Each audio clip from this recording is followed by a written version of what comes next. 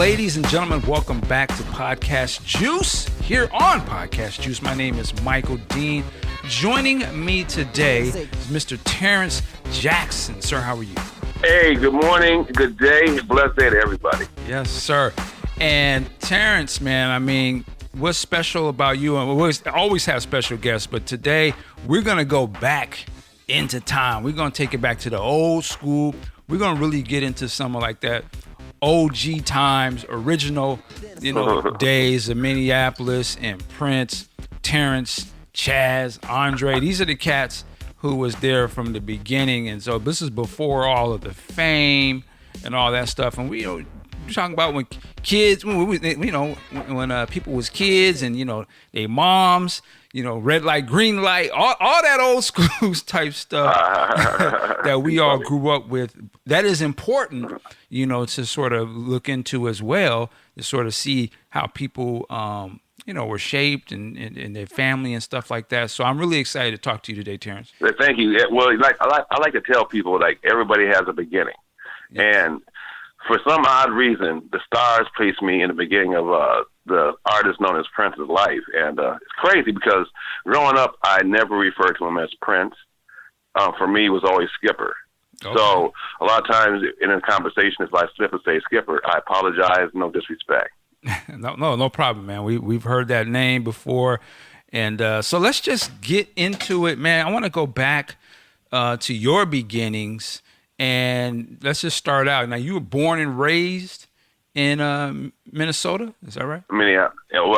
Minneapolis. What's really funny is my mother and father both graduated from Central High School, the same high school that Prince graduated from in 1951. Wow. My mother and father. And then, oddly enough, my mom and Prince's mom knew each other as teenagers, when they were young, because I always heard Miss Matadella always talking about how she used to hold me in her arms when I was a baby. And then, thing is, by kindergarten, like I said, a memory I have is during, nap time, Prince and I had our mats next to each other. And little kid memories that you had to stay for some reason. But I remember when I used to look at Prince sleeping on his mat, his eyelids would be closed, but his eyeballs would be moving back and forth. And so for years and years and years, it took me to realize that it was REM, rapid eye movement, that he fell asleep really quick and was dreaming really fast. Of course, as I got older, I feel like. But that's one of the crazy memories I have about growing up with this guy everybody knows as Prince, the artist. Wow. Yeah. Now, okay. So, just a little setup for the listeners who don't really realize, what we're talking about. Now, you all lived next door to each other or in the same neighborhood. Give us a little background. Well, this how that worked out. Growing up, we both lived on the north side, starting out in the same neighborhood in North Minneapolis. And then by the time he was 12, when he emancipated himself, basically, as how the story would go. But when he emancipated himself when he was 12, he first wanted to move in with me. It was just me, my mother, and my father in my home at 1248. But next door at 1244 was Andre Simone, who actually moved in by the time he was maybe 10, 11, 12. Somewhere around, I think about 11 or 12, they moved in next door at 1244, Russell. But there were 6 kids. Andre is the youngest. Then there's Linda, Renee. Then there's Patricia. Then there's Eddie, Sylvia, and Sonny. So there's 3 boys and 3 girls. So according to what I recall, Bernadette was like, my mom was like, when Prince wanted to emancipate himself, my mom was like, no, I'll be whooping his butt every day if he's at my house. So Bernadette was like, bring him over here. Well, let me stop you for a second. Because, my mom, when I'm 12 years old, my mom would use a word that I wasn't unfamiliar with until I got older. She said he was too arrogant of a child at the time. And she said she would be whooping his butt every day. My mom was a serious disciplinarian. For instance, if Prince would run from her, she'd take her house shoe off, and she would throw it at him. As soon as he hit the corner, her house shoe would act like a boomerang and still hit him in the head. It was funny as heck. I'm telling you, man. But anyways, yeah, my mom didn't play. She didn't care whose kid you was. My aunties would send their kids over to my house to get whooping. Okay. Wow, okay. That's my mom. That's how my mom was. Yeah, you don't see that. But anyway, don't see that very much nowadays. Huh? I said you couldn't do that now. I'm sorry. So. Oh no, my mom went to jail a few times. Okay, seriously. Anyways, but here's the thing. So Bernadette and my mom and Matadella, they figured that Prince would be okay with the 6 kids over him because, Andre's brothers and sisters were some of the most best people you could ever know, but they were the true brothers and sisters. They didn't play. They would thump you in the head. They would smack you in the back of the neck. They were them kind of older brothers and sisters. Talk about you like real bad. Oh man, what's wrong with your hair? All kind of stuff. But so, anyways, so Prince moved in next door when he was 12. But between 12:44 and 12:48, the doors were never locked. And so they're always like, if I got up too late in the morning to get to my kitchen table, Charles Arthur Smith, Andre Simone, and Prince would be at my kitchen table. And every day, man, I had to put 4 boxes of cereal together to get 1 bowl of cereal because they're like, man, they're eating up all my cereal. But my mom didn't care like that. That's just how my house was. Wow. Let me back it up a little bit. And you say Prince emancipated himself. Now, what year? What year are we talking here? This is around what? Like I said, I remember he was around 12 and stuff because again, we're all born in '58, but my birthday's in January. His birthday's in June, so I'm always a little bit older than him. But here's the thing: when my mom said the word, like I said, arrogant little child, again, it kind of hurt me because by me being the only child, I always wanted to have a little brother sister. I begged my mom for brother sister. So for Prince moving in, because Prince always spent the night at my house growing up. I had twin beds in my room. My house was the house to come over and spend the night at. And like I said, I spent the night at his house, but it was a lot more at my crib. So when the opportunity came for me to have him come to my house and stuff, we're like, yeah, but it didn't happen. But again, by him being next door, he spent an awful lot of time at my house because again, the house next door was full of people already. Now, what do you remember? What I wanted to ask about was, did it seem odd to you guys that he wanted to leave his house to live with you or somebody else? You know what, man? I'm going to say it like this. As people know Prince as an artist, I knew him as, a kid growing up, but he was always different. I ain't going to lie. Through elementary school, I could truly say I've seen him do at least 3 talent shows. One talent show, he kind of got laughed at, but he tap danced like Fred Astaire. He did that, and it had been about 3rd or 4th grade. He tap danced, and then for 2 other talent shows, I know one for sure he played the Man from U.N.C.L.E., and that was like this. Everybody was like, "Oh, you're the stuff," and then he played Batman, the Batman thing, played the whole thing all the way through, and of course he was like, okay, but and then which another thing was, man, I always thought it was a dream because the only other guy that knows about this whole incident that went with us is a guy named Gary Kane, and he's not with. He's with us, but he's not. He's kind of like he's locked up. But again, I remember my mom dropping us off at the Armory in Minneapolis, and it was to see James Brown. And I remember making our way through the crowd to get to the stage. And I always remember Prince being up on stage doing the mashed potatoes, man. And the band was getting James Brown ready, just hyping it up. And the guy that put the cape on James Brown. But when Prince hit the stage and did the mashed potatoes, man, everybody just got stuck, right? And the dude that put the cape on James Brown kind of snapped out of it and grabbed Prince and threw him off. Now, here's the thing. I never confirmed it. I never heard the story from anybody until I just seen recently on Facebook an interview from 1985 on MTV. In the first 5 minutes, he talks about his stepfather, Mr. Baker, who was, one of the reasons why he didn't want to live at his house anymore. But anyway, the point is, put him up on the stage, because I'm always trying to think in my mind, how did his little behind get up on that big-ass stage at the Armory, right? Because, again, we were 10 years old. But so all these years, I'm telling you, man, I'm 60 now. And it's always been a haze, but it's been confirmed he did do it. It really happened. So it just tripped me out, man, because it was the funniest thing for days at school, man. Because I'm telling you, man, I don't remember how he got there, but all I know was, man, he was on the stage with the band was kicking. They stopped. He was doing the mashed potatoes, man. The dude with the cape said, grabbed him, tossed him off, man. We laughed for days and weeks at John Hay Elementary, man. It was the funniest stuff, man. But I've never heard nobody talk about it since. But the funny thing is, then I get the video with him and Michael Jackson getting on stage with James Brown years later. Right. It's amazing. Wow. It's amazing. But again, it's really funny that nobody talked about that. I've heard nobody ever talk about him jumping on stage doing the mashed potatoes at the Armory when he was 10. But it really happened because he confirmed it on the MTV interview. So I'm like, oh, it did happen. That wasn't a dream. Oh, thank you. Okay. And you say, y'all talked about it at school for days. What was the school like environment for y'all like? Like, how was y'all? Oh, man. John Hay Elementary, man, was a gas. It was a multicultural school, but again, the community we lived in had basically been a Jewish community, and they basically moved out as blacks moved in. Actually, my family, my dad, my mom, and me were the first black family on 12th and Russell block. And stuff. So, yeah. But in the end, it's all brothers and sisters and cousins, nephews, and nieces now. Now, did y'all like walk to school? Or was it like one of those busing type of things? Well, yeah. The school wasn't that far from us, man. Like John Hay, it was John Hay and Lincoln Junior High School from my house from 12th and Russell was only like a block away, a block and a half at the most. What? So like the time the guys, go ahead, bro. No, you got it. Go ahead. No, I was gonna say like the time that Chaz and Andre and Prince stole this dude's drums from Lincoln and stuff. They didn't have that far to go. Chaz had some difficulties with drum sets from time to time. So this one brother had a brand new drum set and he brought it to Lincoln Junior High, right? And put it in the music room. And you know those ceilings that you can like pop them out and like kind of foamy stuff. Anyway, some kind of ceilings. So somehow these three guys conceived a way to put the drums up into the ceiling to after school. And I don't know what difference that made, but anyway, that's what they did. I think it made it even more of an issue. But anyway, they took them back down after school was out and brought them from Lincoln Junior High down the alley to my house. Now, we jammed for like 3 days.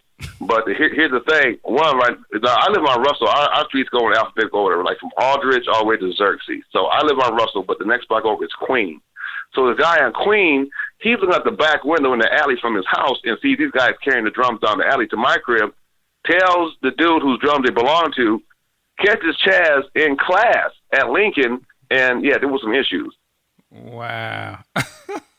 Yeah, brother. Yeah, I'm telling you, man. Grand Central, we were like a little gang in my mind, you know. I mean, because like back in our day, we had like the Chi-Town Gangsters, the Liberators, the Undertakers. They're all like our little neighborhood gangs back in the 70s and stuff. Actually, I'm curious about that. I never really heard of that type of activity out there. Like, how was that? What was the politics of that? You guys was young kids. Well, look, I'll say it like this, man. During all of the riots in the U.S. during the late 60s, like 68, 69, Plymouth Avenue, which is like the main strip of the north, the heart of North Minneapolis, from Penn Avenue down to say maybe Humboldt was in flames on both sides of the street. There were all prominent businesses like, grocery stores, movie theaters, nickel and dime stores, all up and down the blocks and stuff for really at least 10 blocks. And there were flames on both sides. And when we lived, at the time we lived on Knox, that's before we moved it on up to Russell. We lived on Knox at the time, so we were about maybe 3 blocks from that strip. And you can see the flames from my backyard and all that. And then at the same time, the National Guard in my neighborhood on those blocks for like maybe about a week or two. And me, myself, being maybe 8 or 9, saw people coming out of the Country Boy store, and all I saw was a bunch of Twinkies. So I grabbed some Twinkies, and somebody put an M16 in my face. My mom said, "Don't leave the house for 3 weeks." So, wow. Yeah, that was my story about that one. But yeah, we had an incident in Minneapolis, Minnesota, man. It went down like that. As a matter of fact, a couple of years ago, when that young man got killed by the Minneapolis police, they actually shut down Plymouth Avenue for about 3 blocks for like 17 days in front of the Minneapolis police station on the north side. So yeah, it gets pretty good. We ain't know, Prince is where he is because our community, we don't play. Yeah, I guess you're trying to say it ain't all raspberry beret and Purple Rain. Purple Rain movie. Look, it got bad at a time. We had this annual event in Minneapolis called the Aquatennial Parade. That happens Aquatennial Parade. That happens in the summertime. Big deal. Going for a week, big events, and so they have a big deal downtown Minneapolis. It got so bad where they didn't want blacks to even come down to the event anymore. So we started our own event in North Minneapolis at the Phyllis Willie Community Center. And that's where the Battle of the Bands really took its hold, because we used to battle against Terry Lewis's band, Flight Times, Sonny T's band, the Family Back to Black, and we were standing the stage, and we used to kill them. But the whole thing is, in the short of that, there'd be no less than 5,000, about 15,000, 20,000 blacks and people all in one area, all because of the racial situation in Minneapolis back in the 70s. Oh, okay.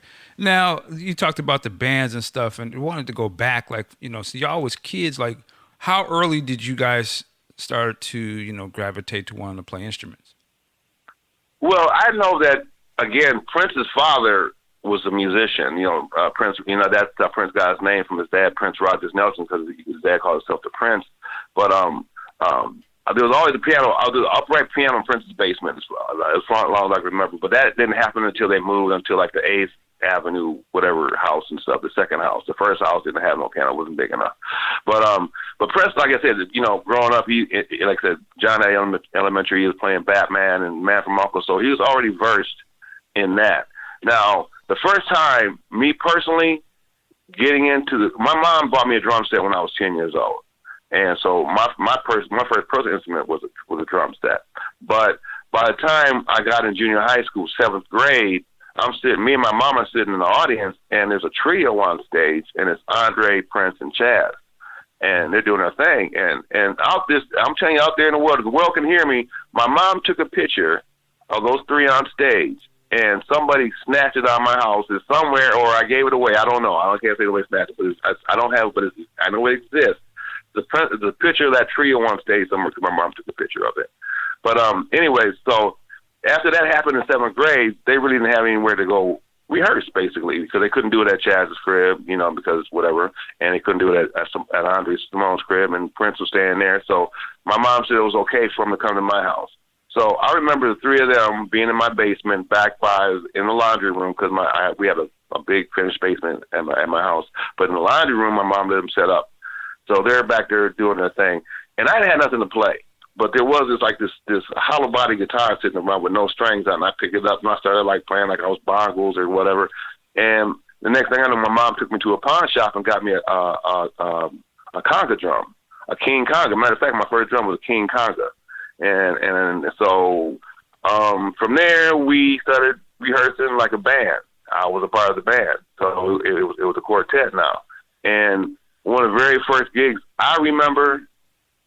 Because here's the thing, okay, everybody hears about all the different names we went through it becoming Grand Central.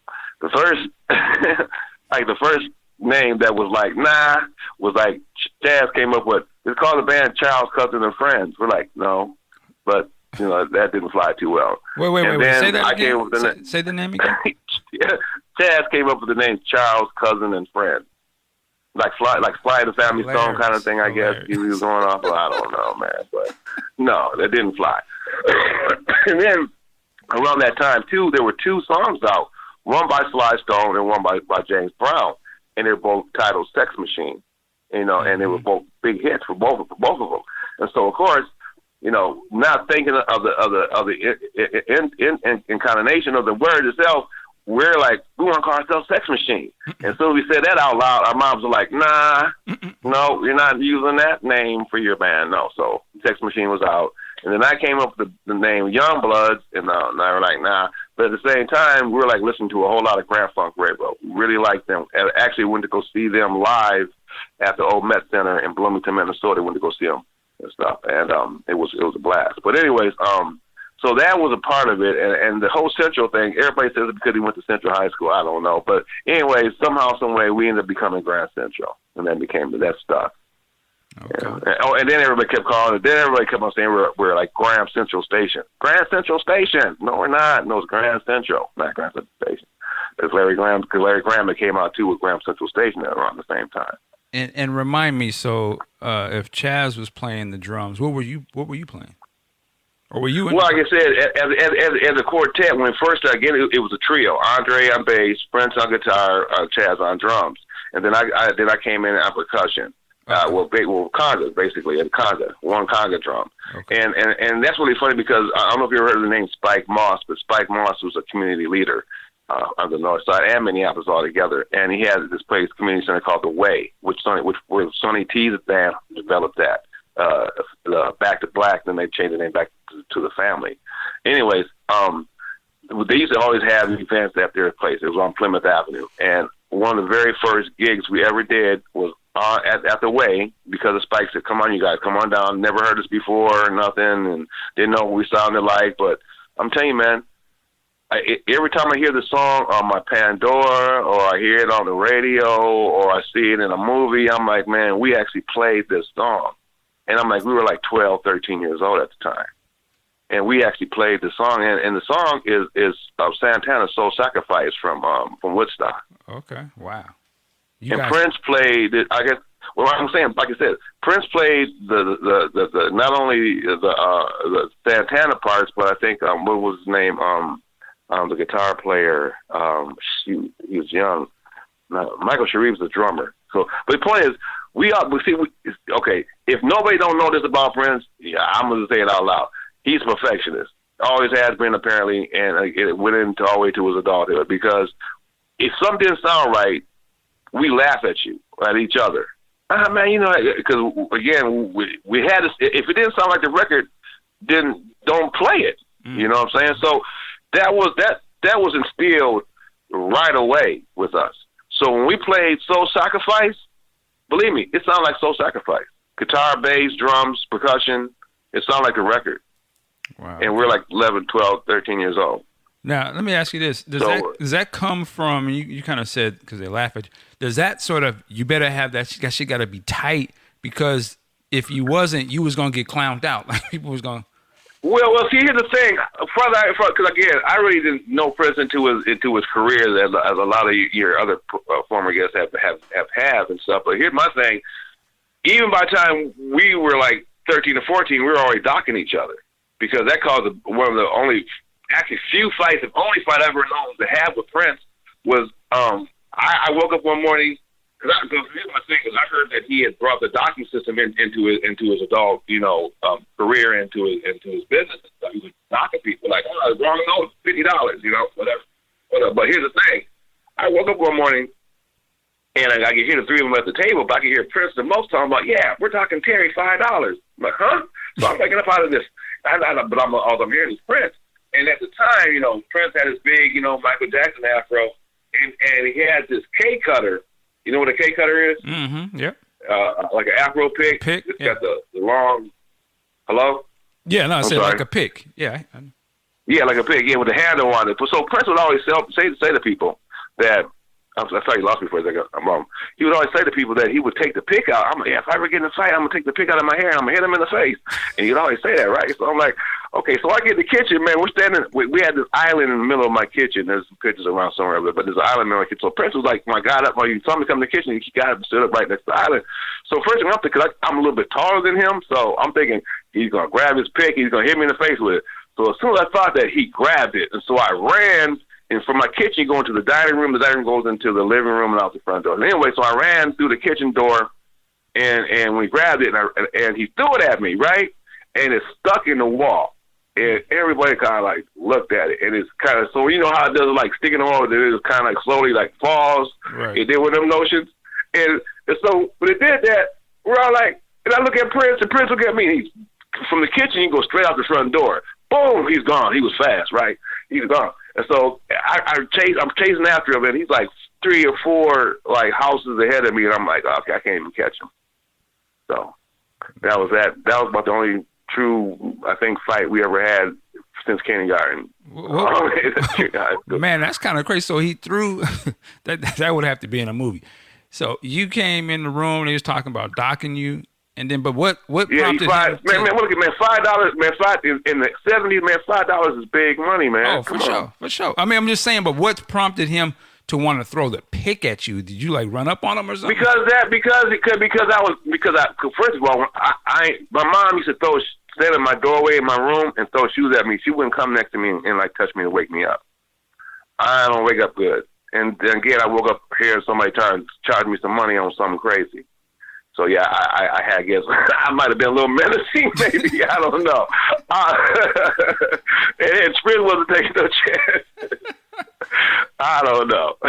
And did like everybody sort of stop and pause when that pick went into the wall? Like, oh man, no, I'm telling you, man, no, it was like, yeah, no, it just don't ring, it just thing in the wall, and again, it did the slow, it fell to the ground.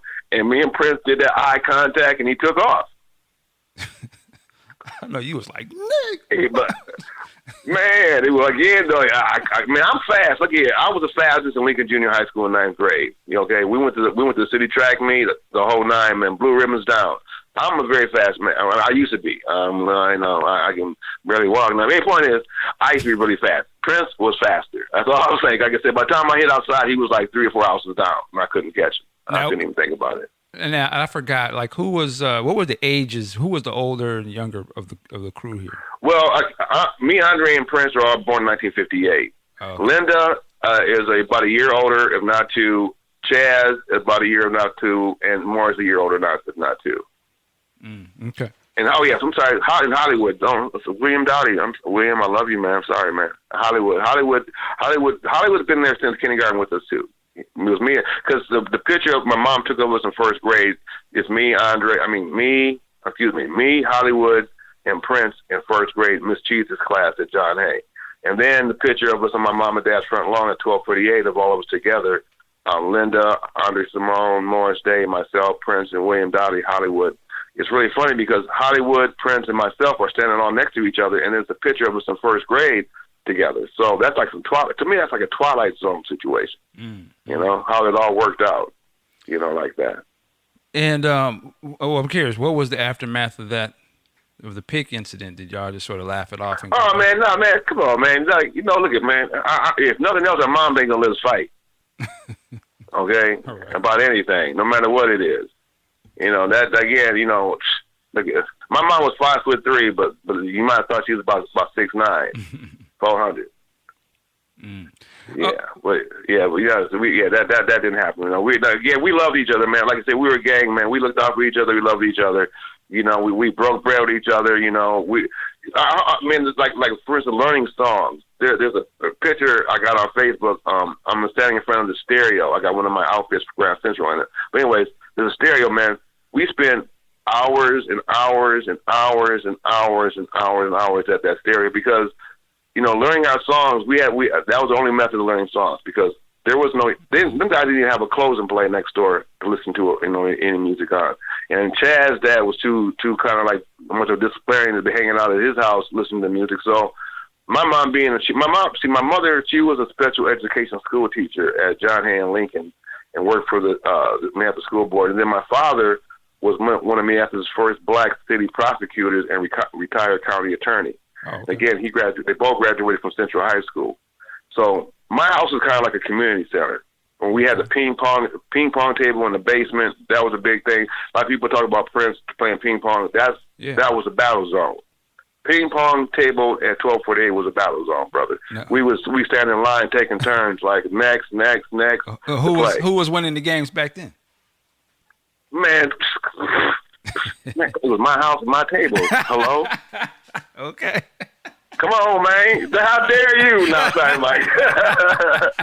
The reason for the ping pong table, see, my dad was in the Korean War, and he spent a lot of time in Korea doing special duty and stuff like that, so he had a lot of free time, so he played a lot of ping pong. And so he was like trying to be the master of the table, but point is, it was still my table. That's all I'm saying. Leave it at that. Okay. I would have loved, it would have been I would have been cool if you had came as y'all was adults, because I heard Prince was cold on the ping pongs, as you know, in the late. Well, man, no, fudge ping pong basketball. I mean, how this? We are athletic, as everybody knows. Prince was athletic. Chaz was athletic. Simone's athletic. I'm athletic. Thing is, man, music became our sport, but we still like sports. Now, like I said, all of our blocks were alphabetical. We were on Russell, so we're like in the middle, kind of like, you know, a third of the way down from like the neighborhood. But the neighborhood starts at Aldridge, you know, Bryant, you know, Colfax, yada yada yada, all the way to Xerxes. So every neighborhood is a different neighborhood with a basketball hoop on somebody's garage in the back in the alley. And I'm telling you, man, it was a challenge up and down every block. Me, Andre, Prince, and Chaz. Everywhere, man, we hit every block, you name any street, anybody who said they could hoop it. 5 brothers, it could be 5 brothers, big, huge. We go up against them, man. Basketball was ours. Because my whole thing was, I hear the story about Charlie Murphy playing Prince against him, but he's playing. I'm like, man, I really wish I could have played him in some high heels. Because, man, come on, try to move, man. Anyway, the point is, man, I still play. Chad still plays. I don't know about Simone, but I know I still, hey, the point is, how about this, man? Prince and my dad challenged me and Chaz to a best out of 3 up at North Commons Park. And again, mind you, I said my mom was 5'3". So was my dad. My dad was 5'3". But I'm 6 feet tall. Chad's 6 feet tall, and we're both about this height by the time we were 15 or 16. So we were always tall, right? But so Prince has always been Prince. So he ain't never, even in the picture of us and my mom and dad's front lawn, you can see he was afro. He already comes to my shoulders. So Prince ain't never been very tall either. So my dad and Prince against me and Chaz. Now, like, Chaz is a hooper. I can hoop. Prince, as people know, can hoop. My dad, he can hoop, I guess. So we played 2 out of 3, man. No, man, I'm going to say it like this. Me and Chaz did not get the best out of 2 and 3. 2 out of 3. Okay. Prince and my dad whooped butts, man. And me and Chaz talked about the other day, man. We were kind of reminiscing about that, man. Yeah, my dad and Prince, man, they 2 little short brothers, they hooped us out. Wow. Prince used to have this little stutter step move. I knew it because I've been knowing him all my life, so I always kind of knew it when he had this little stutter move he would do on you and stuff coming on the sideline under the hoop, and he would get you with it if you didn't know it, but he would pretty much get you, like I say 99% of the time with this move he had. Yeah, he could play, and he had a good shot. Okay. He was quick. Tell me about, you had sent me over a few things to review, but there was something that jumped out I thought was kind of funny. Can you elaborate more about this, y'all going to the drive-in movies? The drive-in movies. Now, it's Minnesota, and we got really nice, summer and fall nights, and we have drive-in theaters, and my mom was real big on those. And at the time, she had this Vista Cruiser station wagon, with the wooden panels and stuff. And, we come in the house, and she's, making the popcorn on the stove, the old way with the pot, and then she's putting Kool-Aid in a Coolman cooler and stuff, right? But by the time we get to the drive-in, it's me, Chaz, Andre, and Prince. And my mom was like, well, I don't have enough money to get us all in. So, Andre, Prince, can you guys get underneath the seat? So she would have them 2 get underneath the back seat and fold it down. So when me and Charles and her would go in, they wouldn't see those 2 because they were so small. They were not as big as the rest of us. So, anyways, that was one way. My mom was again when it came to us as a crew. Andre, Prince, me, Chaz. My mom took us she took us to this I think it's St. Croix River on a canoe trip. She packed us up all these big lunches. And we put them on a canoe. So you go from one point to another point. We get to this bridge. Andre sees a spider, freaks out. Of course, their canoe tips with all the food in it. They grab our canoe tips. So it was just a disaster all the way around. The canoe didn't work out. My mom would take us fishing at Lake Minnetonka. Wow. We'd be on the dock because she had friends who had properties out there. And they would let us come out there and hang out and stuff and fish off the docks. And somehow, some way, Chaz falls in the water. Prince goes to get him. He falls in the water. Kid stuff, man. I'm telling you, man. See, as kids, I'm telling you, young kids, man. I think consider ourselves like a gang and a family. I can't live without those kind of memories and stuff because we did a lot of crazy stuff. I gotta say this one. Okay, it's like clear. All I remember was a clear afternoon day, like middle afternoon, sun shining out of clouds in the sky. And 4 of us are walking down Plymouth Avenue, and this old dude's like, "Hey, y'all band, right?" I'm like, "Yeah." So y'all need some equipment, huh? We're like, "Yeah." And he says, "Hey, I'm gonna take you somewhere." And he takes us like maybe 3 or 4 blocks from my house down this alley to the garage that's full of all this equipment, right? All this beautiful PV equipment. It's like the PA system, the guitar amp, the bass amp, but it's all got that sparkly blue puffy stuff covered in it, right? And it's a big this set. A grown man. This is a grown man that came up to you guys? Man, look at here, man. I kid you not. This is true. Man, you can ask Chaz, Simone, any of them, about this one. This is true to fact. Anyways, all right, we got to be we got to be 13 or 14 years old at the most. Because this is before Morris got the band. Morris, by the time Morris got the band, I think I was about 15, 16. So Chaz is still here. So anyway, because for me, there's two different stories. There's the Chaz Grand Central and there's the Morris Day Grand Central. There's two different bands. So anyways, so we go to the garage, and okay, we're walking down Plymouth Avenue, broad daylight, with the sparkly blue equipment, huge. I'm talking about these are big, like I said, PA systems, guitar, bass, amps, all whole nine, to my house. Okay? So for 3 days, at least 3 days, my dad's coming to the top of the stairs because we're in the basement. He's flicking the lights. Hey, you guys are shaking the pictures off the walls. I mean, we're killing it.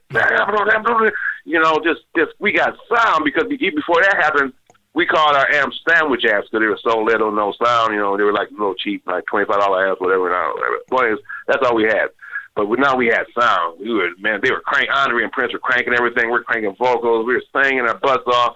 I happened to look up this particular day at the window well and to the backyard. Now, from the back of my house to the alley, got to be about 200 feet because you got the full yard, then you got a driveway, then the alley.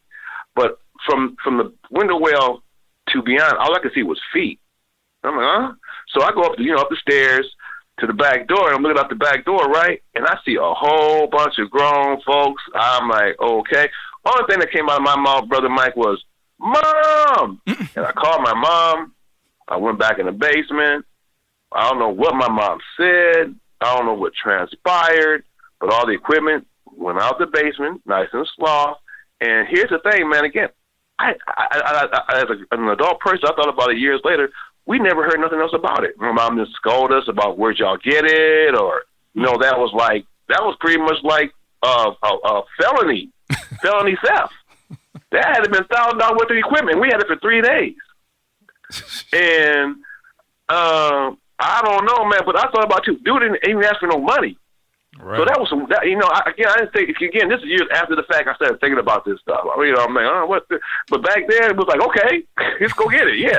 And then I got this homie, his name was Rome, and he was real good at getting cars that really didn't belong to him. And so the particular summer, yeah, well, some people call it stolen property, stolen vehicle, but anyways, back in the neighborhood, it was a really popular thing with a lot of our neighborhood friends and family members like to do that stuff a lot, right? So anyways, he happened to get, mind you, Chaz himself had, oldest of all of us was 14 at the time when this incident happened. Chaz was 14. So he just gives us this, I thought it was a Ford Fairlane, but he said it was a Chevy Impala. But here's the thing, it was convertible. It was beautiful. It was like a 64, 65 Chevy Impala. And there was an abandoned garage about 3 houses down the alley on the Queen side of our alley. And this is where we kept this car for 3 months. Wow. And remember the car so well that for my 9th grade graduation of that year, Chaz was driving, top down. I'm in the front. Prince and Simone are in the back. Now, we're going downtown Hennepin Avenue, Minneapolis, Minnesota, to go to Flag Brothers shoe store to get my shoes for graduation from 9th grade. Now, again, nothing ever happened. This is great. Like in the very beginning, again, we had a car for 3 months, so it was like the beginning of us having this car. So this one particular evening, towards the end of this 3 months of having this car that we would just drive and doing our thing in, Hollywood decides he wants to try to drive the car, right? Okay, man, all right, go ahead. So he gets in it. Now he's just as tall as Prince, so he can barely see over the dashboard. So he goes down the alley, hits 12th Avenue, and then hits Queen, because the streets are one ways in opposite directions while he depends what the street is. So he goes down Queen, hits Plymouth to come back to Russell. When he hits Russell, he turns on our block, but there's a car right behind him, right? And so the way he acts like he's about to park so the car can go around him, but the car does not go around him. The car parks behind him. And so Andre, Chaz, Prince, and myself, we're all standing Bernadette. Well, I'm sorry, Mama Bernadette. That's 1244 Russell. I refer to Andre's mother as Mother Bernadette because she adopted me when I was 18. Anyways, we're standing on their hill because both our houses are on hills, and we're watching this whole thing transpire. And so Hollywood's just sitting in the car, kind of like peering out because again, you can barely see his head because he's so little. And I'm swearing, man, this lady had to have been about 6'2", with heels. And now you remember back in the day the rabbit fur coats with all the colors in them. Mm-hmm. Yeah, no, she had one of those on. But again, this was a rather large lady. No, not hefty, but just like tall, like Grace Jones, like. Okay. And she jumps out she jumps out the car. When she jumps out the car, man, she got one of her arms up in the air, and she's holding. It had to have been like a 44 or a 38 because it was big enough for us to see how big it was. It was big, right? Holding a gun in the air, and she says, "MF, get the F out of my car." Woo. And we're standing on the hill like, woo. And then, man, hold on, man. She pauses. She looks down in the car and says, William Dowdy, is that you? I know your mama. Get the F out of my car. And we're like, woo. And Hollywood jumps up out the car and goes straight in the opposite direction. But we're on the hill like, ooh. No, we had this car for 3 months, top down, whole nine downtown Minneapolis, son. Wow. You know? And the one time Hollywood decides to take it for a spin, the woman sees her car. It almost blows his brains out. Damn. Yeah, man. Wow. So yeah, it was like that. It was like that for us, man. We was a family. We was a gang. We loved each other. We did a lot of crazy stuff, man. Without even thinking about it. We was kids, man. We were kids, man. That's all I'm saying. My excuse for it. That's crazy. What now? Yeah, man. Listen, so y'all young men and y'all having misadventures and doing. But what was it like with the ladies? Like I know there was. I mean, come on now. Well, man, that's one thing. Having girlfriends wasn't a real big thing at first for any of us. I mean, we all had girlfriends. I remember one time my mom and dad were out of town or out something, and in my house at 12:8, we had a fireplace, working fireplace and everything. So it was the era of Roberta Flack and Donny Hathaway, Where's the Love? That was just out, and it was big. And it was these two girls from my junior high school, from Jefferson Junior High School, Dawn and Lisa. Beautiful. One was Puerto Rican and one was mixed. Oh my, beautiful girls. And so me and Andre are gonna try to do the Superfly, say I don't know who are they, but we try to be cool. We had the fireplace going.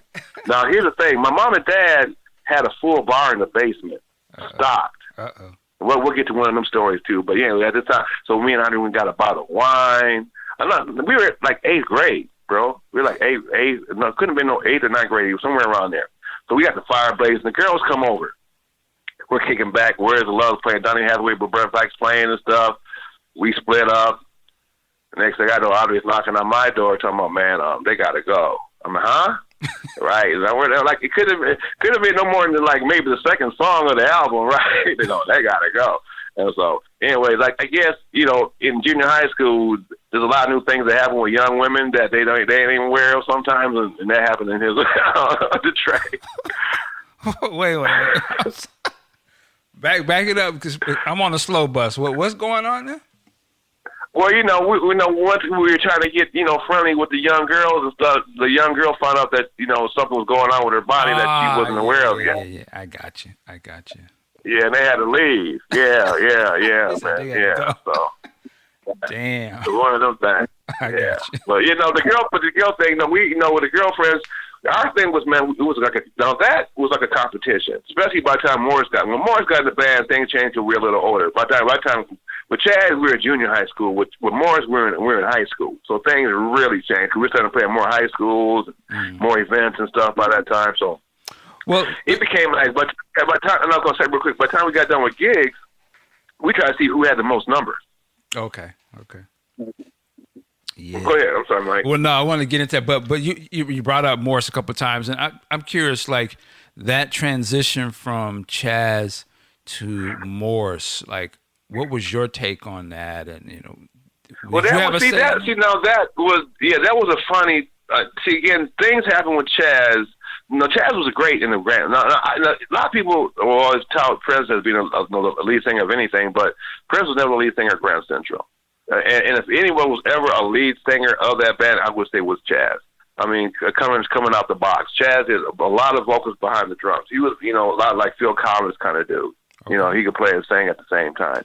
Now, that's the difference between Morris and Chaz. Morris really didn't have the ability to play and sing. Morris's ability on the drums was just phenomenal, and that's what just brought him right in. The first time me and Prince saw Morris and stuff, it was like, okay, come on, bring your drums, let's go. Because it was between Morris Day and this other drummer. When the whole thing came down where Chaz wasn't going to be in the band anymore in the group, it was between Morris Day and the Southside drummer by the name of Keith King. Keith King was the drummer for this band called Quiet Storm. Quiet Storm, I think, or something like that. I'm sorry, I got it wrong, but he was in Southside band. Which is really funny, is because initially when Grand Central started, we didn't have no managers. Only manager we had in anything, roadies, was our moms. And a lot of it was my mom, because she was the only one who had a station wagon and was willing to take us to the community centers and the schools, because nobody else would do it. We had nobody else until this guy named Frank Jackson came along. We used to be an opening band act for the Southside group called, I think it was, again, Quiet Storm. Oh my God, I hate getting the name wrong.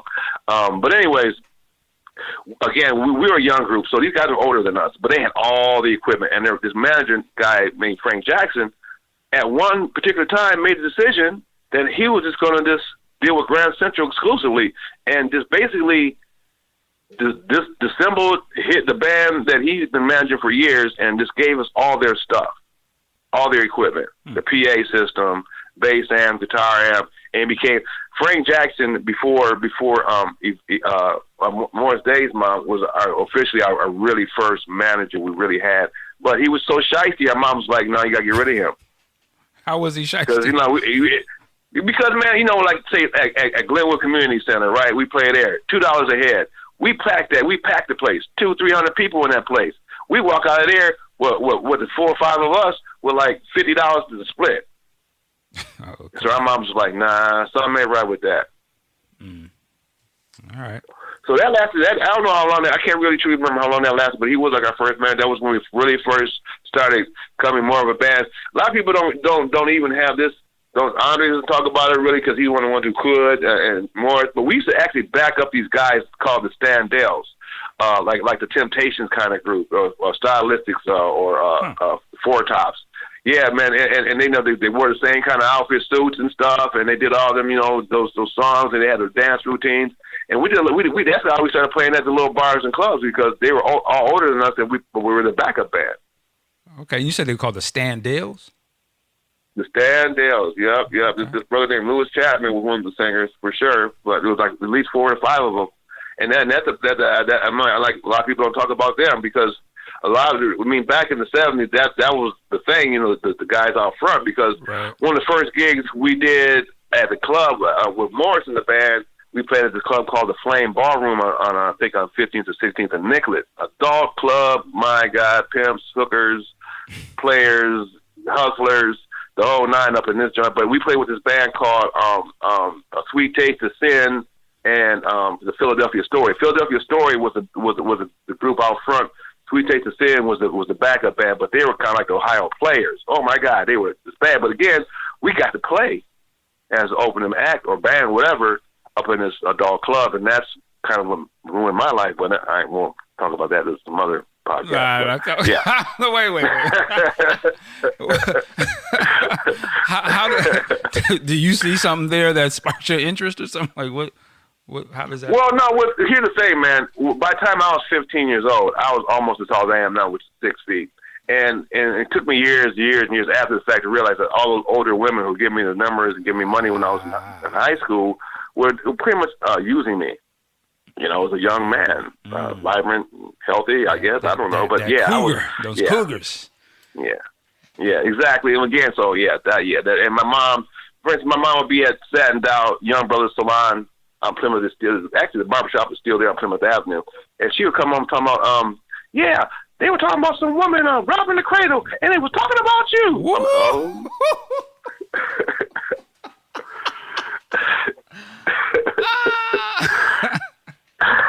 Wow. Yeah, so it used to be a little crazy back in the day, man. Yes, sir. 70s were roaring time for sure. 70s was something else, man. I mean, I remember like one time there was this little park on Plymouth and Penn. I mean, we always used to hang out. There's a little basketball hoop there and everything. A little hangout spot. I remember one time me and Andre ducking behind a tree and bullets hitting it. So yeah, matter of fact, one summer they had touted the north side of Minneapolis as Dodge City because everybody was dodging bullets. Wow, it was like that. Okay. It was like that, man. I mean, there was cats right around the corner from us dying on the streets, and people getting their heads blown off at the after-hours club from the police, and I was blocked away and stuff. You know, you can see that stuff from my backyard. Oh man, that's crazy.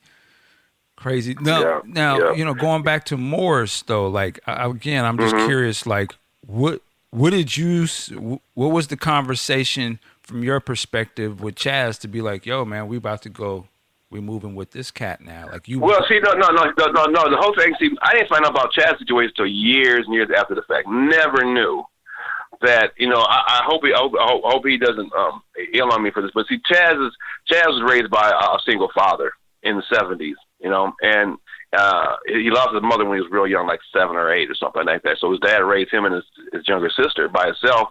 And, you know, and so Chaz went through some things. And our moms knew about it, you know. And, of course, us as kids, we didn't. And see, Chaz, you know, kept stuff from us and stuff. And, again, Chaz shared it with me. And so I'm like, wow, man, I really feel bad. But anyway, so there'll be days, man, we'd be in my basement looking at the drum set to rehearse, and Chaz would not be there. But not like one day. It'd be like days on end, like 2 or 3 days. I'm like, man, this is not cool. I mean, he wouldn't show up. But I come and find out years later it's because, you know, he had, you know, gotcha. his dad was like, you know, getting it. Yeah, the point is, yeah, it was some issues at home. Okay. And again, he didn't want to share it with us. So anyways, so by not knowing that, like I said, all I remember is me and Prince were standing in downtown Minneapolis on 7th and Hennepin next to Schindler's bookstore, waiting on a bus. Now, the thing about this particular corner was there were 2 buses. One went south and one went north. And the south side bus was to go see Keith King. Again, Keith King could play drums and sing at the same time. He was phenomenal, singing and playing drums, man. So we're like, okay, Keith King on our option too. So, but at the same time, the bus over north, but came first. And so me and Prince up in the bus, went over north, went to Morris's house. His room was upstairs. Now, this is how I remember it. Everybody has a different memory. I remember it different. Everybody remembers it different. But this is how I remember it. Me and Prince walked up to Morris's room. He had his drum set sitting in the corner with a little record player, you know, behind it, right? And kind of like not necessarily a close and play, but one of them open old-style record players sitting right there. And the thing about I always remember about Morris was his drum set didn't have any covers on them. They were like all wood, like he stripped off all the, you know, whatever, if they're blue, red, or white, he had taken them all off, and they were just all wood. So I'm like, that looks pretty cool. So he puts on a record. Now, at this particular time, a lot of popular music around was, for sure, Tower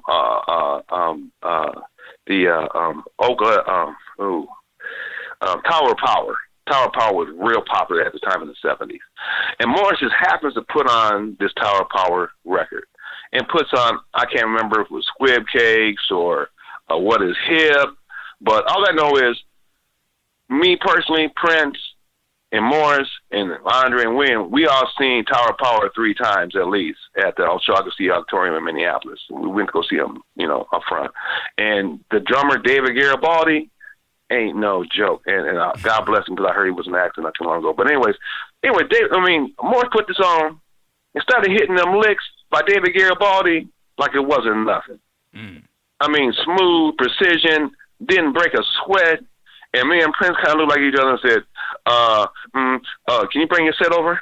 Like, today, tomorrow? How soon? You know, and so it happened pretty much it happened that quick. Because when Chaz came in the basement and saw Morris's drums, he was heartbroken. But it was no turning back.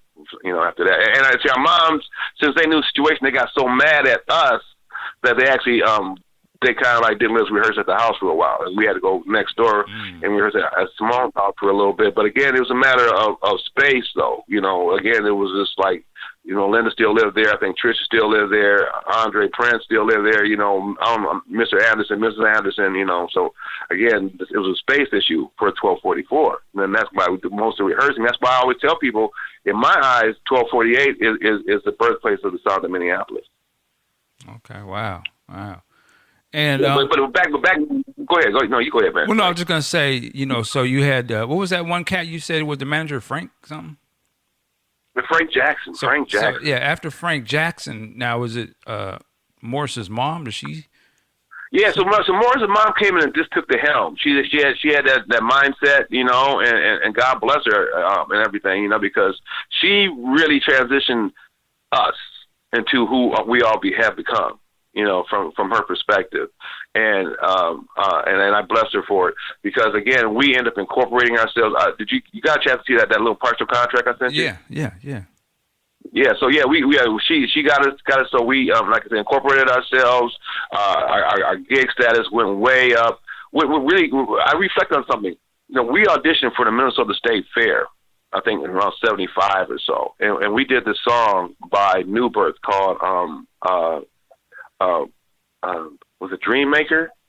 I believe it was Dream Maker. Okay. Yeah. But anyways, it was a New Birth song, and one thing, and nothing else. Even though Morris didn't do like leads of any at all, he could at least still do background. So he was all a chimed in voice on a harmony. And one thing about Grand Central, I'm so proud of to this day, because again, it goes by Princeton standards. Our harmonies are off the chain, man. Even Linda, who we used to like twist arm, neck, toe, everything to get her to sing, man, when she chimed in on the harmonies, again, it was 5, 4, 3, 4, 5, 6-part harmonies. Oh my God, man! But the thing about the Minnesota State Fair is they denied us entry for the play. Why do you think they did that? So we never got. Well, I think it was the sign of the times. You know, the '70s. You know, we were all black band, and they didn't want us out the State Fair. Because again, it was even at the Aquatrino, the events downtown. You know, those were separated. Wow. Back then, okay. Yeah. And then, so, you know, with Morris and the band, I mean, how long does it go until when Prince sort of like, you know, starts to sort of move and doing his own thing and stuff? Well, here's the thing. We did a gig for the Miss Black Minnesota, right? And there was an incident where they wanted us to wear these little, like, belly tied Hawaiian islandy looking shirts, and I just didn't like them. So right before we went on stage, I changed my shirt, and everybody got mad at me because they're like, "You're trying to be the leader of the band, you know what I mean? Like you're the front out front, blah blah blah." They got mad at me, so I wasn't in the band long after that. And then not long after that, Prince wasn't in the band long after that. And when Prince left Grand Central, he actually went down the street to Sonny T's band, the Family Back to Black, at the Way, and a lot of people don't know that he was actually in Sonny T's band for a while after Grand Central, and that's where he took his very first road trip from, because they went down like to Arizona or something and did a gig down there. Oh, really? But yeah, Prince hung out with Sonny T way before Sonny T was in his band. Okay, wow, I didn't know he was in the band actually. Was that the Family? Is that what they were called? Yeah, again, there was the band. The band had Sonny T's band had two names. They were the original Family, and then the first name before the Family was called Back to Black. Okay. You know, because they were revolutionaries. That was the Way Community Center. You know what I'm saying? They were representing. Man. So. Yeah, but again, they were a phenomenal band. Though, see, we as Grand Central, me, Chaz, Andre, and Prince, we would go all the way down to the Way and watch them rehearse. See, a lot of people don't understand that Prince learned a lot of his skills from Sonny T, coming up, because Sonny's older than all of us. Wow. Okay. Yeah. You know, it's interesting. I hear people. You know, I've heard Prince or people talk about. You know, Prince would talk about Sonny. You know, like that's the guy. Well, originally Sonny was supposed to have been in the Revolution after Andre Simone before Mark Brown Mark. But, you know, it didn't work out. But here's the thing. Sonny had been hired by James Brown's band way before all this stuff transpired. And he was down in Tennessee or whatever doing his thing and stuff with James Brown's band. And the band went out, without telling James, and recorded some stuff. And, of course, Sonny was with the band. And when James found out that they did that, he fired everybody, including Sonny. And so Sonny was in James Brown's band for like 2 weeks. Wow, I didn't know that. That's cool. I know, a lot of people don't. I'm from the hood, man. That's my family. I feel you. Wow. Okay. And then, so like, you mentioned the incident with the Hawaiian shirts and stuff, and you said you wasn't in the band shortly after that. Like, what was that like for you not to be? Well, y'all still. So I'm trying to understand. Like y'all used to hung out and stuff, and was boys. Like, Well, no, I mean, we were neighbors, man. I mean, you can't help but see him every day. Even after that, you know, I see. But my whole thing is, to this day, at 60, I still play. You know, I mean, I played with Jelly Bean last year in Minnesota at the Minnesota Music Cafe. I still play percussion. I never stopped playing. okay. And I got to a lot of people, man. Sheila E's job is really my job. You know, that's how I really think she got that job, is because, you know, I wanted to be the baddest percussion player, timbali player on the planet. You know, that was my thing, you know. And I used to drive Prince crazy with my playing, because I wanted to be the best. When there's certain songs that jump out at me now that you say that, like the song "Cool," right, from the time, and it's got all that percussion stuff in that. Would that have been some type of things? No. I'd say more anything that Prince produced with Sheila E. That would be more along our lines. Okay. Our band, say like Hollywood played congas. I played timbales and congas. Linda played keys. Morris on drums, Andre on bass, and Prince on guitar. That was our whole setup. Our whole thing was we had no horns. Every other band, Flight Time with Terry Lewis, they had 5, 6 horns. Family Back to Black, they had about 2 or 3 horns.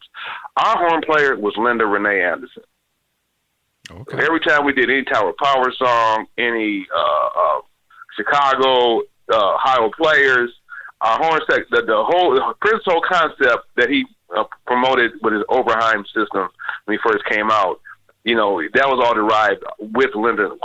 They both came up with that whole, this is how we do the horns and stuff on the keys. That Linda was a big part of that. Interesting. What did you think of the success? Even the first album, I don't know if you were still in contact with Prince or Andre and them, but you know, what was your observation of like when the first album dropped? For You, talking about For You, out of Sausalito. Well, here's the thing. When him and Andre went to Sausalito and produced that album, and Prince first came back, there was a drum set up at 1244 Russell, and Prince and he came down and put his guitar on and started playing, and I got on the drums. We must have played for about 3 hours, and we talked for a while. And I took the single "Soft and Wet" to the radio station with him, and it was an interesting situation. But then he came up with this whole thing where he wanted an all girls band. He didn't want nobody from Grand Central. He wanted to have all these girls back him up when he got back. And I'm like, okay. So that's when the girl Sue Ann Carwell, I don't know if you're aware of the name Sue Ann Carwell from St. Paul. Mm-hmm. She's done a whole lot of stuff. If you Google her, man, she's incredible. Matter of fact, the movie The Wedding Planner with Jennifer, what's her name? J-Lo, Jennifer Lopez, The Wedding Planner. Yeah, actually, Sue Ann Carwell wrote that song, and is even Turn It On, that's her singing. Oh, the title song. Okay, wow. Right. Yeah, anyway, that's hometown, baby. I'm telling you, that's hometown. I love them. Now, she did a lot of stuff with Jesse, too, right? She did a lot of stuff with Jesse Johnson. Yeah, she did. She did, yeah. But here's the thing, though. So when Prince came to the concept, he wanted to have all girls band, which really funny is because Third Eye Blind was a total dream. Because again, when he came back to Sausalito, that was his whole idea. I want girls to back me up. So anyway, that was way back in 77, 78, whatever. But here's the thing. So when it comes to Sue Ann Carwell, he wanted her to be that's how she ended up getting her deal, because Prince found her as a singer, but he wanted her to be his percussionist in his band, which never happened. So when they ended up hearing her, when Owen Husney and them and Cliff Siegel heard her, that's how she ended up getting her deal. You know. Okay. But anyways. That's that story. But so all that didn't work out, and then as you know, Gail Chapman and Des Dickerson and Matt and all them ended up being in the band and stuff, and Bobby Z and Andre. But I tell a lot of people, matter of fact, I just think it's a true thing. The reason why I really feel Andre was in the band was because Prince couldn't find anybody else to play the part, because again he was adamant about not having any of us in this group. Why do you think that was, in your opinion? Well, okay, from what I remember, when he had his house on 50th in France, the Blue House, that house was cool because he had got a hold of Patrice Russian's star. He had did something or was around it somewhere, but he had took his star off the door and brought it home, and so he had it on his door on 50th in France. Yeah. So, but anyways, we were standing outside, and because here's the thing, in my basement. at 1248, we made a pact, because we never knew. We were kids. We were like, okay, if any of us make it first, we'll come back and get the other, we'll come back and get everybody. So that was a pact we made as kids. So I threw that at him at 50th and Francis. I said, man, don't you remember that pact we made, when we were kids? And he said to me, well, my management said that's not a good idea to have friends and family in the organization. And I'm like, kind of like, huh? And he said, anyways, we were kids then. And I'm like, okay. And just left it at that. But yeah, I did. I brought it up in that. But for me, it was a product of his management not wanting to really have, his friend, like I said, have somebody. The way I look at it is like divide and conquer from the management's point of view. Anybody close to him would have like probably been in their way to have them get the deals maybe they wanted. Hmm. But here's the thing: a lot of people don't know this though. But my father, being the attorney that he was, Leroy Warner Jackson, he actually helped. He actually took Princess Larry for his contract and restructured it. I don't know to what extent, but I know my father went through it, penciled it out, put stuff back in, took stuff out for Prince, and then at the same time with Sue Ann Carwell when she was 17, when she signed with her label and stuff, and they tried to have all kinds of dumb stipulations, and my dad restructured that contract. When I actually, and people don't know, when Jesse Johnson got his first record deal, I was actually in his very first band, but that didn't work out because of issues, whatever. But the point is, my dad restructured Jesse Johnson's contract too with A&M Records. Really? Now, just to go back, you said your dad was working on Prince's first contract to who? Who was this contract to? With the one with Warner Brothers. My dad went through that for him. Yeah, the very first one with Warner Brothers. Yeah. Okay. But that's what I'm saying. Like that's why I sent you that contract we had with Grand Central, because my dad actually helped draft that. Wow. Okay. And what's your dad's name? I'm sorry. Leroy Warner Jackson. Leroy Warren Jackson. All right. And you say he was one of the first Black City prosecutors in Minneapolis. Prosecutors. Yeah. Wow. That's amazing, man. Okay. I love the fact that your dad stepped up and was like, let me look over, these kids' paperwork, make sure. Right. Yeah. And so that, see, my relationship with Prince, again, didn't get into his success and the way a lot of people know him as of today, but knowing him, to him developing into the person he was, I really feel a lot of influences. Prince had a lot of my dad in him. I go lie. Really? In what way? Yeah. Well, my dad was, he was very secretive, and he did a lot for a lot of people, because I didn't find out until after my father's passing that he did a lot for my relatives and friends.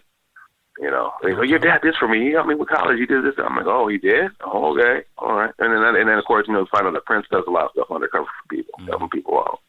Things like that. But at the same time, certain attitudes that you pick up on. Because again, a lot of people always say 1244 Russell Bodani Simone and Mrs. Anderson. But again, you got to figure, with 6 kids plus Prince, that's 7 kids. And a lot of times there wasn't a whole lot to eat for the people on the bottom end of the totem pole.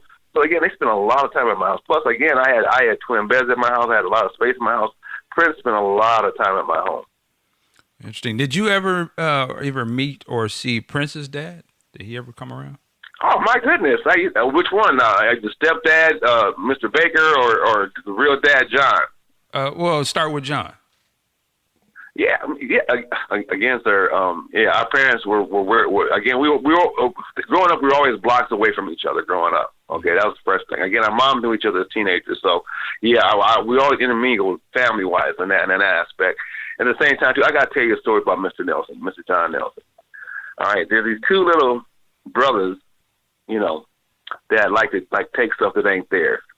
So on the 55 highway strip, there's this big medium between the main streets and stuff off the highway. So Mr. Nelson apparently was coming home one evening, and these 2 cats, 13, 14, 15 at the most, they caught themselves robbing Prince's dad. Right? Mm. And so they say, okay, man, they're like, give us your money. And Mr. Nelson's like, well, I ain't got no money on me, but I'll write you a check. They're like, oh, okay. And he's like, well, how much you want? And so they tell him. And at the time, there was a Plymouth Avenue Bank on Plymouth.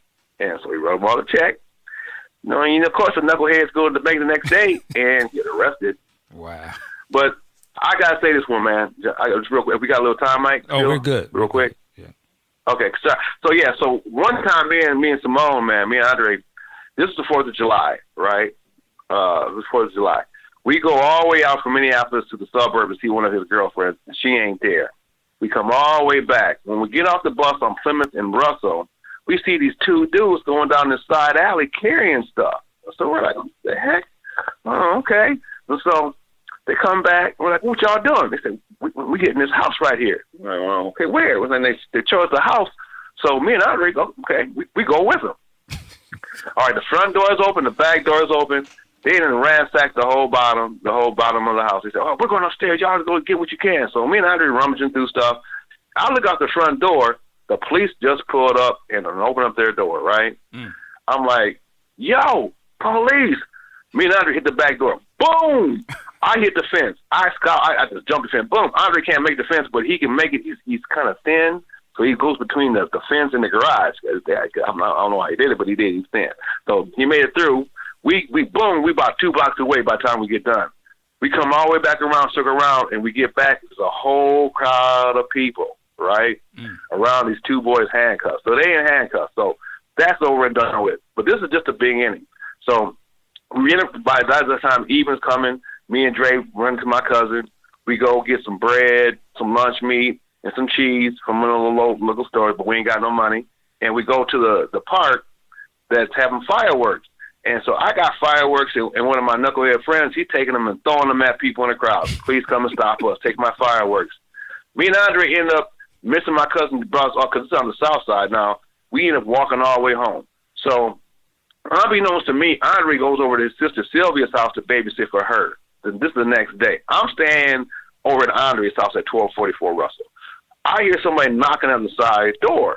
I get up, I'm sleepy. I look out the side door. I see two white men standing in suits and stuff. They're standing there, and they got like a pad in their hand, and they're like, "Well, is Andre Anderson here?" I'm like, "No," but I can see my name on the pad. I say, "But Terry Jackson." They say, "Oh, can you step outside?" I'm like, "Oh, okay." As soon as I step outside, Mike, man, they got me up against the wall, patting me down. All I'm thinking is my mom's gonna look out the window, see this happening. They handcuffed me, put me in the car. Lucky my mom didn't see it happening, but I'm in the car. They're telling me, "Yeah, y'all robbed the house yesterday, right?" I'm like, "Huh?"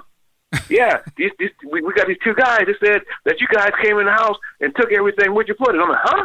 Wow. Apparently these two dudes, man, put everything on me and Andre. Snitching. So Andre is about 2 blocks out of his sister's house babysitting, so they go down there to talk to Andre. So since I have this thing called dyslexia, which I didn't find out until I was older, but I have the ability to read stuff backwards. So by this whole paperwork being on the front seat and sitting there, but it was upside down, I read the whole thing. I'm like, they put every Dre did this, Terry did that, and luckily, whatever Andre said to him was cool because they drove me back 1248, unhandcuffed me and let me go. Ooh, you got lucky. Yeah, I'm saying, brother. But what's really funny is Andre AC actually wrote some kind of script or story about that whole incident. He called it "Getting High on the 4th of July." Yeah, I don't know if it ever flew or not, but yeah, he remembers it well too. That was a crazy day. Y'all ran up on a lick, ran up in there. Man, okay. I mean, that's who we were as kids. Okay, again, my dad was the captain of the Minneapolis Policemen's basketball team for 10 years. Okay, and we just straight up, north side, basically. We didn't care. And Terrance, you had parents at home. Y'all acting a fool.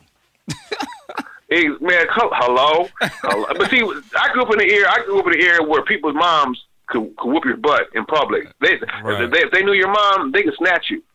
They can't do that no more now. These kids will cuss you out, talking about, yeah, I wish you would call my mama kind of thing. But back then, all people's mamas could mess. Like I said, my mom had no issue with snatching up Prince, Andre, Chaz, none of them. Y'all was wild, man. But yeah. It was yes, sir. Okay. Yes, sir. It was different times. It was and you had mentioned, and let me correct myself. I'm out here. I said John earlier, like I don't have any manners, Mr. Nelson, and now Mr. Baker, if I'm not mistaken. Did you see him What was some of your interactions? Well, see, that's the reason why. That's why Prince's emancipation came to fruition, because he was a lot more stricter. And like I said, going to Prince's house on 8th, like, I don't remember anybody ever. Chaz very rarely ever. Prince couldn't have nobody come over his house. Over there, you can have friends hang out. The house was like super clean, and you couldn't touch nothing, and go out in the yard and play. But up at where he lived, that wasn't really nobody else to hang out with and stuff. So it wasn't no fun at all. So I think that's really what drove him. And then his dad, his dad, his birth father, Mr. Nelson. He was so much into his own thing that he had no time for friends. So again, Prince was in his own right, man, Prince was ahead of his time. But a lot of people don't understand how can his mom let him go? But that again, she knew where he was. She knew Bernadette, and she knew my mother. She knew he was safe. Mm-hmm. She knew he was safe where he was. It was not that she didn't care. That was never the issue. I mean, his mother, Maddie Della, man, she was a beautiful lady all the way around, man.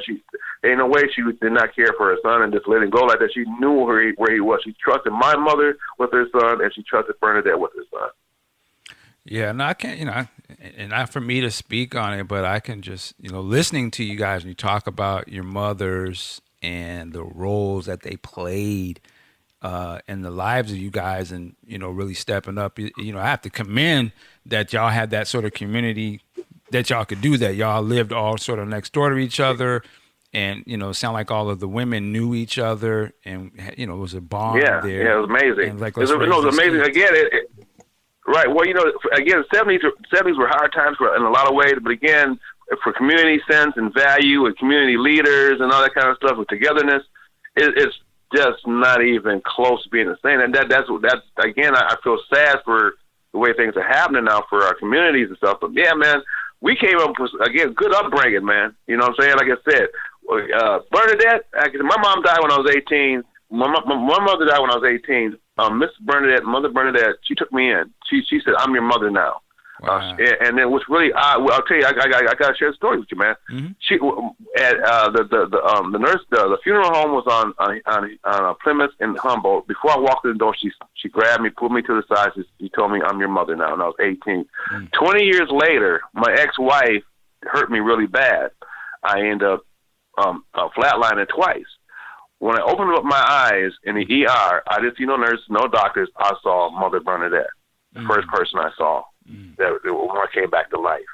And she kept her promise as my mother. So, no matter what anybody says on this planet, she brought me into the fold, and I'm her son, no matter what anybody says. Just like she took Prince in, Wow, that's a blessing. So I consider Prince like my adopted brother, no matter what. Okay. Wow, that's amazing, man. Woo. So, with that said, one, I wanted to ask you this, just to go back to Prince again, but what was our last conversation? You remember, like, the last time you ever spoke to Prince? Well, you know what? That's, he had his way of doing things and saying things to people. Mm-hmm. And, like, I don't know, man. Like I said, let me see. I got two instances. I got two instances I'll share with you. Okay, and let me say this, because I kind of hear some of the hesitation in you, and I can respect that. But we all realize, at least I hope we do, people change and grow and get into different things as they become different people. And obviously, Prince is in a position where he becomes this, superstar and stuff. So I would, I can understand how it's not going to be the same guy that necessarily y'all was as kids. So we kind of understand that. So you're not going to. Yeah. So to answer that question, throughout the years, we really didn't have any up close and personal conversations. But here's the thing: I really, not because he's the superstar, but because, man, that's my boy and shit, man. Let's holler, man. What's up, man? Never got the opportunity truly, but at the rap party at First Avenue, I'm dancing with Apollonia, right? With just boom, dancing and kicking it up. And Prince makes his way all the way through the crowd on the main dance floor, grabs Apollonia, and looks at me and says, "You think you can play timbales? Well, check this out." And almost on cue, Glamorous Life comes over the speakers. It was kind of a really crazy moment, right? But Ali, one thing about that is that years before he even had the group, the Revolution that developed, he was rehearsing at this place now that's a hotel in Seven Corners down in Minneapolis. But anyways, that's where we were rehearsing and auditioning people before the Revolution. And I was playing congas for maybe 2 or 3 weeks, during the auditions. And one day I decided I'm gonna bring my timbales down. And so as I'm bringing them into the rehearsal spot, it had been about 20 or 30 people just hanging out. And I'm setting them up, and he walks all the way up to me and says, "What are you doing?" I'm like, "I'm setting up my timbales." He said, "Man, timbales will never be a part of R&B. Get them out of here." And somebody who knew us both very well kind of saw my frustration and kind of got me out of there pretty quick. But that kind of the transition from that moment to throwing that Sheila E. thing on me kind of like was one of the moments. And then at the same time, when I leave town and I leave Minneapolis, I leave and go city, and I say, "I'm from Minneapolis." "Oh, do you know Prince?" I'm like, "Oh, do I ever?" So people have been telling me for at least 20 years, "Oh, you should write a book," because I tell them these stories. "You write a book, write a book." So back in the day, I approached Artie Simone. "You mind if I write a book?" He said, "Man, go ahead." I approached Morris Day. "You mind if I write a book?" He said, "No, go ahead." So one evening at First Avenue, at the back bar on the main floor, he's standing there with his, at the time, Gilbert, who was his bodyguard, who kind of like got the club from him and stuff. Anyway, point is, I walked up to him, so I'm like, "Yo, man, I'm thinking about writing this book about us." And he just stood there and he looked at me and he was like, "Man, I don't think that's a good idea." And I'm like, "Huh?" He said, "You should write something like, Stand By Me or Biloxi Blues or something. As a matter of fact, how would you like it if I wrote a book about your mama?" And I'm like, "Whoa." Okay, at the time I was with this girl from the hood with me, and she kind of like just snatched me away, right? And because I guess it's kind of, I really didn't hear him say that. So she bought me like a triple, quadruple shot. And then I hit it, and I'm like, "Wait a minute." And I thought about it, I said, "What did you just say?" And so I went through the whole club trying to see if I could see him again, but apparently Gilbert got him up out of there. But yeah, man, them kind of instances that I went through with him, but like I knew that it wasn't really, I guess he was like trying to test me and see where I was. But I'm Terry Jackson. I ain't like that. Wow. I don't know. He's talking reckless. Yeah. It was yeah. That's how you refer to it. Little reckless. Yeah, at the time it was a little reckless. Yes, sir. You can figure if Gilbert was his bodyguard still, that was a few years ago. Right. He said, "How about I write a book about?" He said, "Now let me just make sure." You said, "How about if I wrote a book about your mom?" How would you like it if I wrote a book about your mama? Out his mouth. That came out of his mouth. Prince, wow. Yeah. Anyway, the point is I'm writing a book now, but here's the thing, though, Mike. In September 2015, he had a record release party at Paisley Park. Man, they were like, now he invited me to Paisley Park years and years ago. Never went out there, so I finally figured I'm really going out here because I gotta let him know. If I came, I'm gonna write this book. I'm gonna go ahead. I'm gonna do it, no matter what he says. So I'm going to Paisley. Boom. He's still, he's out there at record release. Man, all these people from all over the world, man. People even bringing their babies in the Paisley Park, right? I'm like, Anyways, I go through the whole facility. I'm writing a book. I let Kirk Johnson know, his sister know, anybody I could know. So I know for a fact he knew I was writing this book.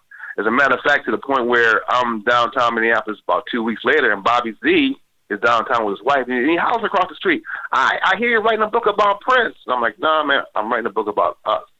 Because basically my book is not just about Prince and Grand Central. I'm writing about Terry Lewis's band, Flight Time, because they got a whole story. Sonny T's band, Back to Black Family. And my working title right now is the story of the Southern Minneapolis Battle of the Bands. Because so much went on, not just with our band, Grand Central, but them guys, Sonny T's band, them guys was knuckleheads in their own right. David Allen's band, if you think about the Cosby Kids, that was his band with Terry Lewis's band. They got a whole story too. So I'm trying to combine the whole notion of that whole era. But I'm only I'm only doing the formative years. Anything after he became a symbol and who he is, like people know, I'm not doing any of that. I'm only writing from 1970 to 1976, from junior high to high school. During, like I said, when all that stuff was really going on, we were really having our fun as kids. Okay. And I mean, we don't know much about that time, so that would be an excellent, thing to cover a subject. And I love to hear about, Terry Lewis's band and all that kind of stuff. That's amazing. Yeah, and see, again, my thing is a lot of people are coming out with books and stuff now, which is fine and stuff. But again, my thing is I know that Prince knew before he passed that I was going to do this book. Mm. So that's what leads me in my mind about the whole. Why are you writing a book? Because I'm trying to make even before he was gone, I was going to do this. So yeah. So I'm very confident and feel very good about this project. All right. Wow. Now, in terms of music, are you still doing any music stuff or? Oh yeah, man! Again, I played this last year at the Minnesota Music Cafe with Jelly Bean and this band called JB and the Routine and stuff. I still play. I mean, I did a little thing this year, in Minneapolis during the Prince celebration in April and stuff. I played at this event for the homeless and stuff. So yeah, I still play, man. And yeah, man. So my whole thing is, man, I'm a musician. I love music. See, a lot of our brothers who are so talented, man. A lot of them got more talent than some. I got my whole body, man. They've fallen by the wayside, which is a sad thing, because a lot of people in my neighborhood, we got a lot of Prince. He's a multiple musician, multi-artist, and all that kind of stuff. But I'm telling you, man, we had a lot of cats that we had to learn from, that we looked up to. Mm-hmm. Again, for us, our music became our sport because, like I said, a lot of people, were athletic, but we competed. We would go see other people. We would go watch them and study them, and go back home and woodshed for hours and stuff to be the best. And again, it's shown in Prince's work. Well, and just to shout out everybody that was a part of the group back then, because you mentioned, I want to make sure we give them their names proper. You said Hollywood. Oh, for sure. Okay, we'll start out with the first. Charles Chaz Smith, Andre Simone, and Prince, and then myself, Terry Jackson, and then we got Linda Renee Anderson in the band, and then we got William Hollywood Dowdy in the band, and then we transitioned from Chaz as a drummer to Morris Day as a drummer in the band of Grand Central. There's always 6 players, but we went up against 15-member bands and we kill them. Wow. And, again, man, I think we're nothing without our parents. We want to make sure that we give the proper respects to the fathers and the mothers. Oh, yes. Okay. Well, I'll give all the parents' names. For Prince Rogers Nelson, it was Mattie Della Baker. Then it was John Nelson, and then for Charles Arthur Smith, it was his father, Charles Senior, and then for Audrey Simone, it was Fred Anderson and Bernadette Anderson. For myself, first I'll go William Dowdy. William Dowdy was Jeanette Dowdy and Fred Dowdy, and for me it was Leroy Jackson and Glenda Jackson. Okay. And now, did you have any brothers and sisters? Man, I was only child. That's why, Prince wanted to live with me so bad. Yeah, man. That's why I wanted a brother so bad. That's why I like it. Gotcha. To me, he was my little brother. I always wanted a brother. Come on, man. Come on over here. Gotcha. Oh, and we didn't really mention her. Did you know Tyka very well back then? Well, man, look, I'll tell you like this, man. I used to hold Tyka's hand going to school. Like that. That's how far back. I always loved Tyka. Tyka's a beautiful woman. I was there when she got her deal with Jeff Pink and all that stuff, man. And as a matter of fact, I kind of remember in junior high school her having TJ on her fingernails, but I ain't never say nothing about it though. Yeah. Let me ask you this now: with everything as it stands now, with the family, Prince's family, sort of inheriting different things. And, sometimes you'll see a lot of in the fan base, sometimes, disrespectful type of stuff said about the family or type I try to stay away from it. I try to stay away. I try to stay away from all that. Okay. It's too upsetting for me, too close. You kind of getting away from the phone or something. I can't really hear you.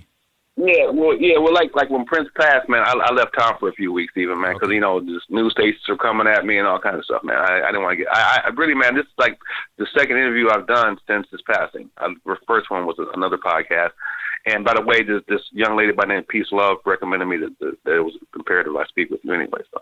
Okay, and shout out, you were on Prince's Friend. Shout out to Elon. Yeah. That's my boy. Sorry, man, I can't remember your name right now. But yeah, good people. Thank you. That was a good one, man. That was the first one I've ever done, regarding all this. Okay. So I appreciate this opportunity with you too, man. Because again, I mean, for some reason, it's really crazy. It's like Prince never talked about that part of his life, and it's kind of funny because I've heard him talking about using the band, 12 people, but only 2 played, kind of stuff like that. I'm like, well, what band was you in, dude? And I'm like, oh, okay. But anyways, yeah, man. So I don't know, I'm just glad that he is, who he became. I really feel, matter of fact, Andre Simone's older brother Eddie once said that Prince was like all of us. The instrumentation, the voices, like that. That was pretty much. So every time I wear the symbol around my neck, it's because I feel that I'm a part of Prince and his music too. That's what's up, man. Okay, I love it. Listen, man, I thank you so much for coming on here and sharing these stories. A lot of this stuff we don't know about, and we always hear about the fame and the success and stuff, but we don't ever get to really hear about those early times. You know what I'm saying? I think one of the biggest things for me to draw on is so your parents, and sort of like, one, they offered you guys space to sort of be in a safe place that was still being watched, but allowed you guys to sort of be who you are. But then they also offered that correction when needed, and that y'all was, the camaraderie between, you brothers, man. I think that's an important thing to understand, that helps sort of see where, not just where Prince went, but where all of you guys sort of go, man.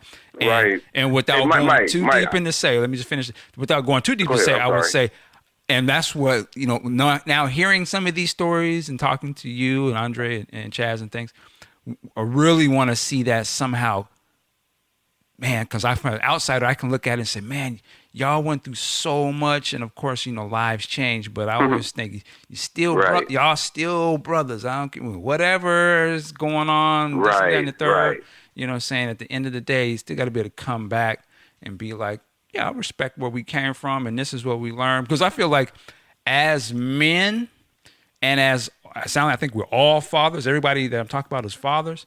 That same sort of space that your parents sort of, an environment that was created is the same environment that y'all are creating for your own kids and things. And I would imagine, like, if respectfully so, you would want to be like, well, where did my dad come from? Who did my dad used to hang with? And let me understand this. Right. You know what I mean? So I say all to say is, even me, I can listen to this and I'm learning. I learn. I'm like, okay, let me see. Cool, I see how that got down. I see this and that, and how maybe I can apply some of those knowledge to my situation. You know what I'm saying? Some of the things to do and some of the things not to do. Right. You know what I'm saying? But no doubt. Like, well, again, I'm 60, man, and I'm still learning. It's still, I'm still picking stuff up, still learning stuff. It's a beautiful thing, to be able to breathe and expand. Yes. So, yeah, that's what's up. But I was going to say real quick. I don't know. I know we're go ahead. Time, but I just want to leave you one more quick story, man, that came to my mind. I just want to throw at you, man. Okay. All right, real quick. All right, this is when Morris was in the band. This was our manager, right? So we're in the basement, and we did a lot of dance routines. Like, our rivals were the Jacksons for some reason, which is really funny. How Prince and Mike became rivals in colleges. It's really funny because our thing was, back in those days in the 70s, the Jacksons even had a cartoon out. But their thing was, too, they could play basketball. So as Grand Central, we ride with them. Like, we wanted to play them in basketball. We wanted to outdo them in music. So we started doing dance routines. So on this issue, Morris's mom decides she wants to bring her cousin down in the basement to show us these dance routines. So we're all lined up in my basement. This Morris's cousin, this dude, kind of short, chunky dude, starts doing these Sammy Davis Jr. Bojangles moves, right? Okay. And we're all looking at him and looking at Morris's mom and looking at him, and he's doing all these twirls and like I said, it's kind of like Sammy Davis kind of stuff, or more or less. And we're like, we're cool. No, thank you. And we try our best not to laugh at him, but of course Prince starts laughing, and then we started laughing at the dude, and Morris's mom, she tried so hard to not make us laugh, but She knew that we couldn't help it. It was totally hilarious, man. Totally hilarious. But I just had to throw that one in there. But one more thing. Yeah. Now, at another time too, the Jackson 5's dancing machine was like number one. So we had, I would say right now, pretty much everything on the Jets top 20 list, we did. That was like our song list for Grand Central was Jets top 20. So dancing machine was on top of the list. So there's a Martin Luther King Jr. Park in St. Paul. I mean, we're doing a gig over there, and we go into the dance machine. And when we get to the we go into our little robot routine. And I swear, Mike, it was the first time that I can recall that we had girls screaming for us. Okay? I mean, the girls started screaming like we was like the real deal Hollifield, man. Screeching. But I'm telling you, man, I think that's one thing about Grand Central, too. Well, we did dance routines. We wanted to ride with the Jackson 5, and that was another issue for us too. Besides, our setup was more or less like Earth, Wind, and Fire. We knew with the percussion, guitar, bass, and keys and stuff and all that. But we still would step out and do dance routine. Wow! So the Jacksons was really like a big sort of, I don't say influence, but an inspiration to be like. That was inspiration. Yeah, that was music became our sport. As a team of Grand Central, we were going up against Team Jackson 5, and that's true. And then again, that's so crazy how Michael and Prince ended up becoming the so-called rivalry for the top spot and for that issue. Mm-hmm. It's crazy, Yeah, what I always say, man, you can't deny Michael Jackson, the Jacksons, man. I know a lot of people probably.